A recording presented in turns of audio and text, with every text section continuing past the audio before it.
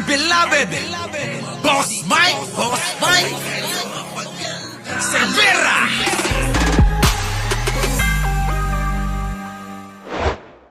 Ang masasabi mo sa paggamit ng confidential funds ni Vice President Sara Duterte? Yan, kayo po mga kababayan. Ano daw po ang masasabi nyo sa paggamit ng confidential fund ni Sara Duterte na talagang malaking issue yan eh.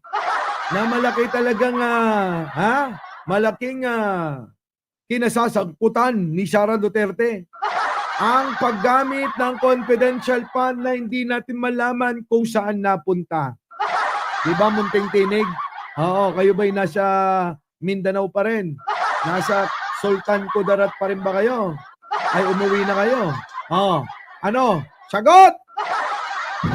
Sumagot kayo! Ha?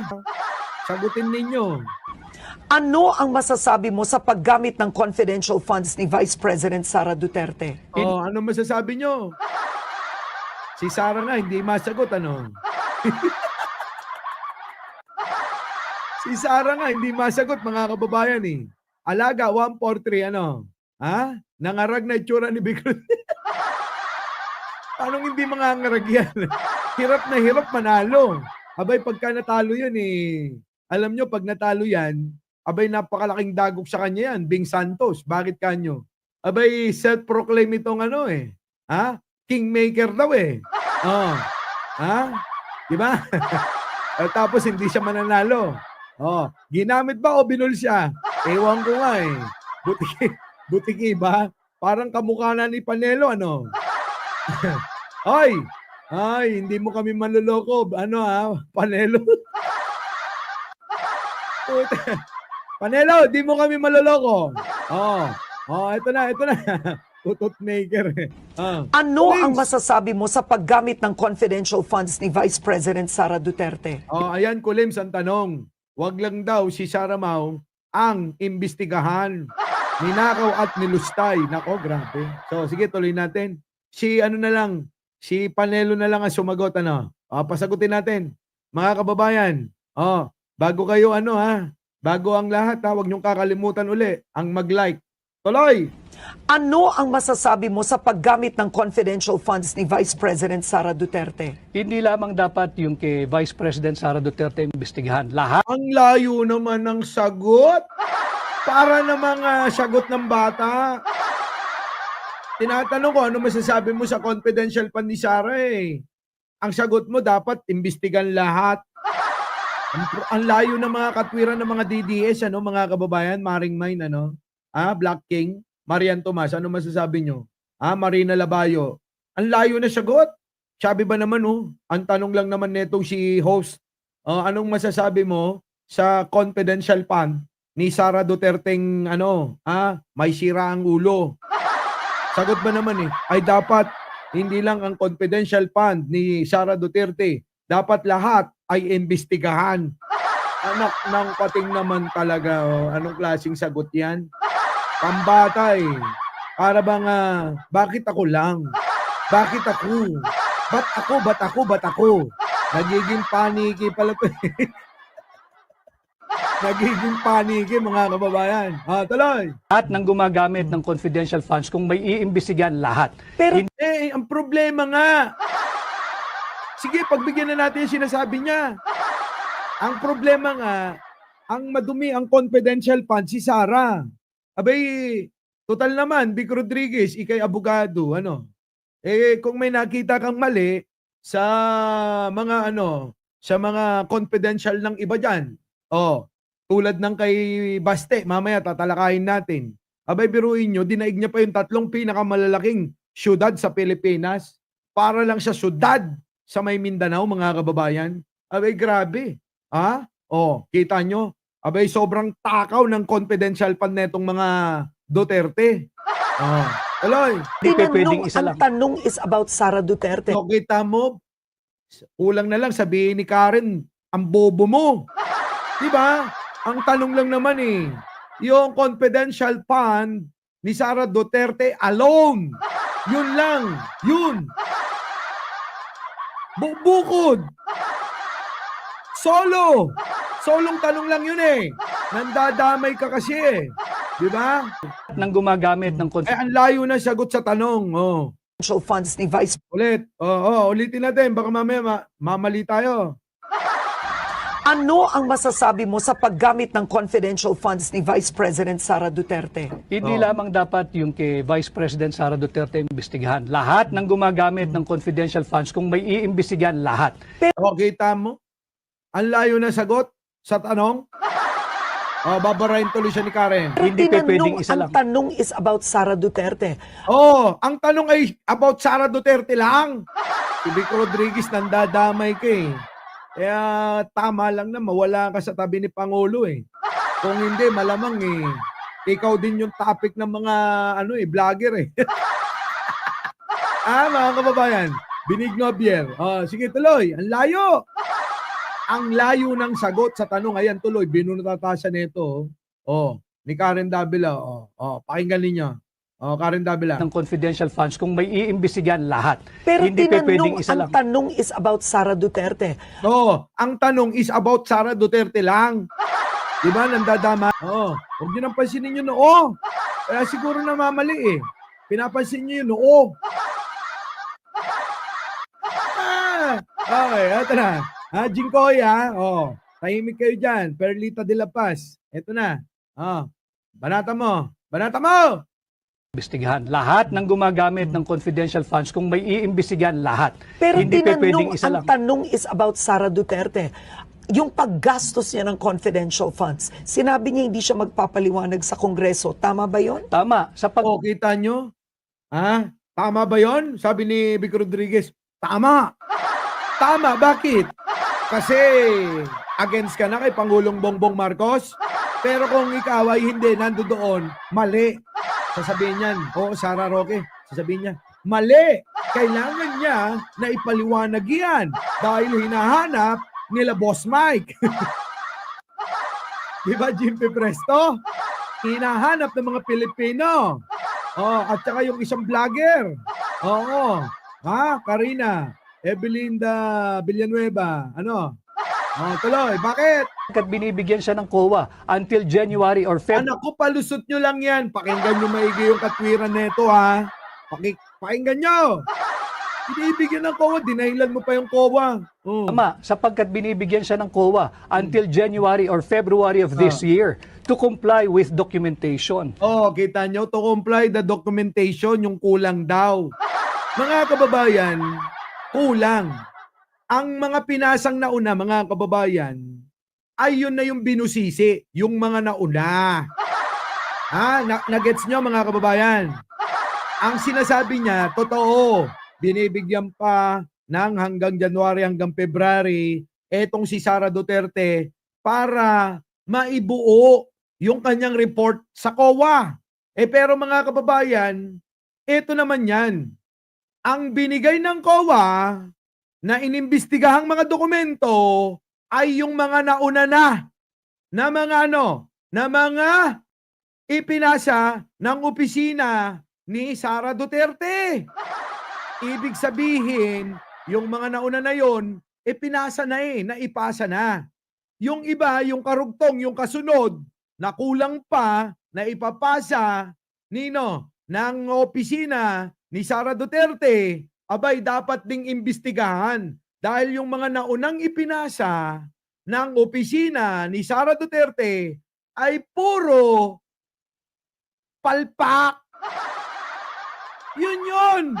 Ito ay sobra nilang nililito yung ating mga kababayan. Kaya ganyan, mga kababayan nililito nila ng nililito ang ating mga kababayan sa totoong dapat na paniwalaan. Nagets nyo ba ako? Sabi nga ni Mime, nagets nyo ba ako, mga minamahal?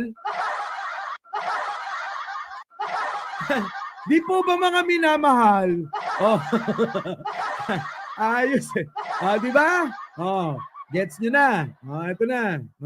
Ibig sabihin, hindi acceptable ang mga liquidation nila. Yun na nga. Ito na. Yung notice of disallowance, Karen, ito'y malaking kasinungalingan. Ang notice of disallowance ay hindi kasong kriminal. Hindi yun finding of guilt. Yun ay para remedyohan mo yung mga kulang na dokumentong pinapasumiti sa'yo. O edi dapat ikaw yung pumunta, tinabugaduhan mo. Ito ang problema, mga kababayan. Etong mga hinayupak na mga ito, kapag ka sila'y nagigipit, mga kababayan, ang taong bayan ay papaliwanagan nila ng mga paliwanag na gagamit na ng mga usaping batas. Tama po ba? Tama po ba? Gagamit na sila ng mga malalalim na usaping mga batas para pagtakpan, pasinungalingan na maliwanag naman sa mga mata at isipan ng marami nating mga kababayan. Simple lang naman. Kung ganon na meron pala kayong mga ebidensya at inyo pa lang sinasabi na ito'y hindi kasalanan, bakit hindi masagot kung sino itong si Mary Grace Piatos na lang? Diba Aurora de la Cruz, Ruel Gao, Delia Rosario, Maring Che, Nena Almasan. Di ba? Yun lang naman mga kababayan eh. Bakit? Mamita Star Talk, hindi nila masagot kung sino yung tao na yan. Tao, hayop, bagay, o anino? Anino, nino? Anino, neto? Ganun ba yun? Putik na yan. Yun lang eh. Ang dami nilang palusot. Ginagamitan na tayo ng mga usapin, ng mga batas para linlangin ang mga mahihinang mga tao, para magmukha sila na na tama pa rin kahit na mali. Di ba? Na tama pa rin kahit mali. Ganun ang gusto nila eh, na ipaliwanag sa tao. Tuloy. At binibigyan pa siya ng January or February of this year. Therefore, binibigyan pa siya daw ng January to February para isumite ang kakulangang mga dokumento ni Sara Duterte. So, ibig sabihin mga kababayan, yung kulang na yan, nako! Ano ba? Pinagsisikapan nyo ba na maging makatotohanan? Dahil yung mga naunang sinumite ay mga palpak, palsipikadong mga dokumento na ipinasa ng opisina ni Sara Duterte para ululin tayong mga Pilipino. Gets nyo ba? Gets nyo? Inuulol tayo mga kababayan. Di ba? Fabricated. Aloy. the investigation conducted by the House of Representatives, if at all, premature. Huwag mong pangunahan ng COA. No. Hindi naman nila pinapangunahan, Vic Rodriguez. Ang problema kasi sa inyo, nagiging Duterte apologist kayo. Hindi namin pinapangunahan ng COA. Kami at ang Quad Committee ay nagtatanong lang naman kay Sara Duterte. Sino si Mary Grace Piatos? Hindi naman pinapangunahan eh. Tinatanong lang at pinagpapaliwanag eh. Tapos ayaw pa nga manumpa, di ba? Tapos pag tinanong yung mga tao, nagkakasakit sila. Inasusugod sa ospital. Nahihimatay. Yung pala, walang mga sakit ang mga inang-ina. Mga nagdadrama lang pala. Alam nyo, hindi nyo na mabobola mga tao. Yung mga ganyang estilo, kapag ka nasusukol, magsasakit-sakitan. At kapag tandaan nyo, meron kayong mga kakilala. Kapag sila nagigipit na sa inyong mga argumento, kunyari nahihimatay na. Ganyan ang style ni Sara. Lumang-luma na. Di ba, mga kababayan? Tuloy. Constitutional duty ng COA yan. Article 9, paragraph D, section 3. So, attorney, naniniwala kang walang maling paggamit si Vice President Sara Duterte? Yan ang sagutin mo! Naniniwala ka ba na wala walang nilabag at walang kahit anong bahid ang paggasta ni Sara Duterte sa kanyang confidential fund? Di ba? Mga kababayan, sagot! Sa confidential funds. Hindi pa dapat husgahan dahil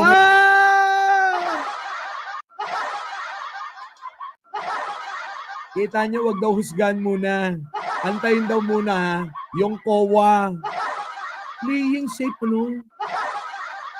Playing safe siya, mga kababayan. Vic Rodriguez naman, sa lapad ng noo mo na yun, dapat alam mo na. Sabi nga ng mga nandito, common sense lang, Common sense lang, alam mo na talagang merong irregularidad, merong diferensya, merong mali sa paggamit ng confidential fund ni Sara Duterte. Diba, mga kababayan? Si Vic Rodriguez, kung sa ganong ganyang katwiran, mga kababayan, di sana,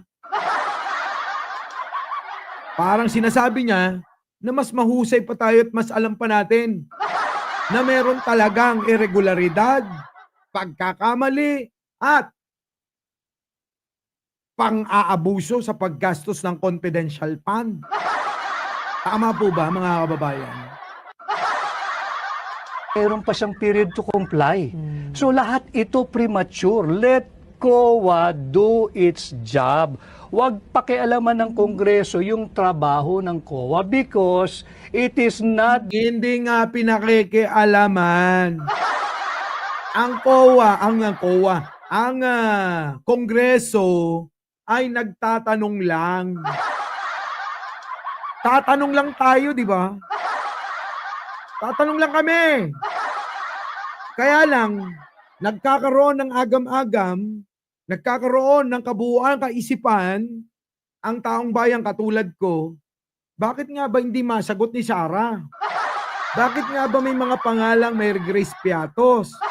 Bakit nga ba may mga Kokoy Villamin, Nova, Uwishi, at Tempura? Bakit merong Chippy McDonald? Yun! Hindi kasi masagot eh. Ano si Vic naiinis ako sa iyo eh. Ha? Nakakainis ka. Di ba, Pichim? Oh. Kaya tuloy, ang mga tao, maiiwasan mo ba? Isipin nila, kaya siguro, ay, naku, hanga makasumba. Ay na, ilamlamang na. Ay na! Di ba? Wala. Hindi masagot. Ano isipin ng taong bayan? Star Mommy. Ha? Oh. Baka siguro totoo, ninakaw ni Sara. Di po ba, mga kababayan? Baka siguro inaano ni Sara yung mga confidential fund niya. Ninanakaw. Ganon. Di ba, Opel? Chanel Paris, baka hindi pa kayo mga naglalag dyan, legendary. Lucy Minagagawa.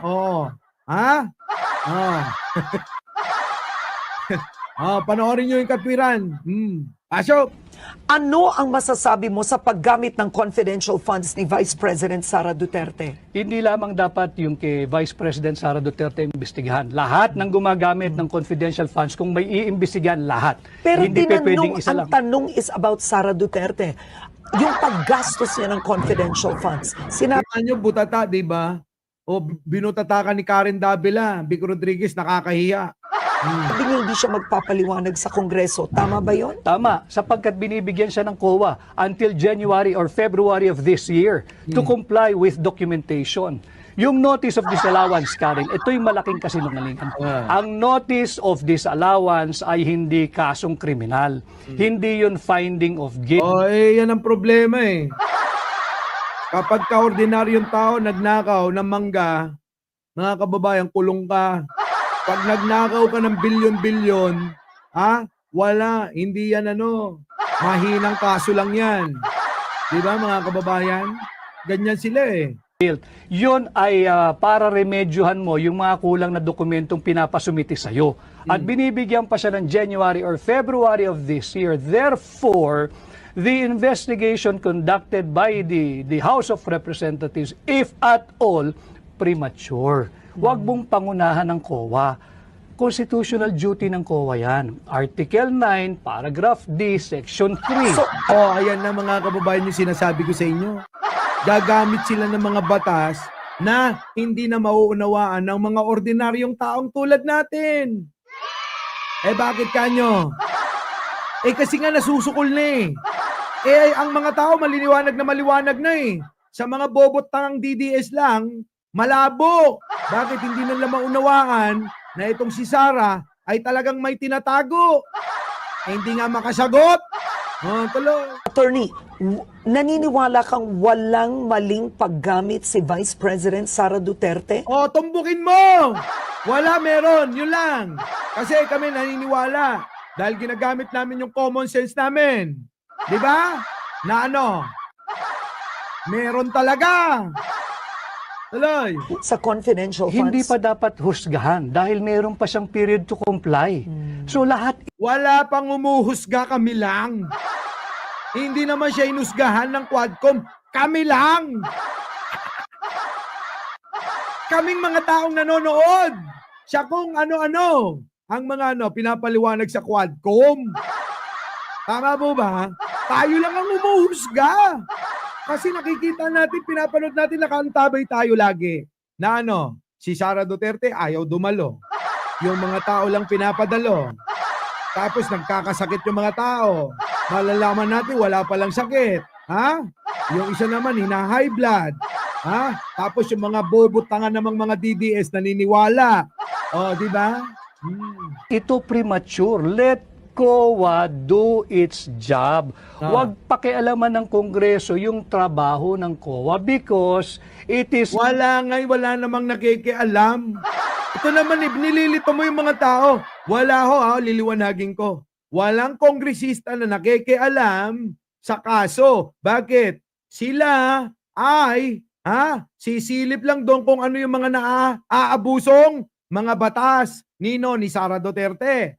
At kung tama ba yung paggamit ng mga pera niya na pondo na tulad ng confidential fund. Doon lang sila. Ngayon, ipapasa naman sila, irerekomenda nila sa Department of Justice na merong ganito. Bahala na sila doon. Okay ba yun? Kaso mga kababayan, yung mga DDS nag-iiyakan. Di ba? Laging ganun, iyakan sila ng iyakan. Tinaboy na nga ng INC. Nag-iiyakan. Kaya ngayon, binabanatan nila yung INC. Grabe mga kababayan. Our beloved Boss Mike, Boss Mike.